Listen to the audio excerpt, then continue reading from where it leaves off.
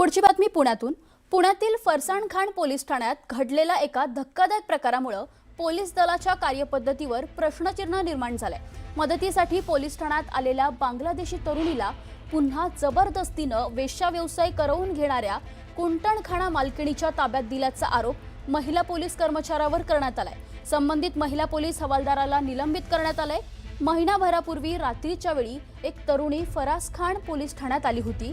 तिने कर्तव्यावर असलेल्या महिला पोलीस हवालदाराला बुधवार पेठ परिसरातून आपल्याकडून जबरदस्तीने वेश्या व्यवसाय करून घेत असल्याची माहिती दिली होती।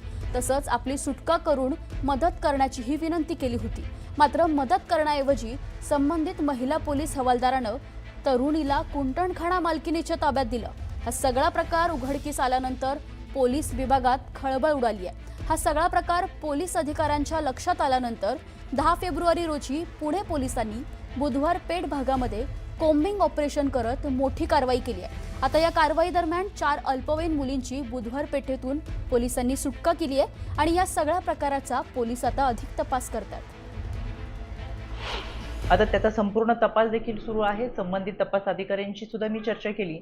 यामध्ये महिला पोलीस हवालदारांना निलंबित करण्यात आलेलं आहे।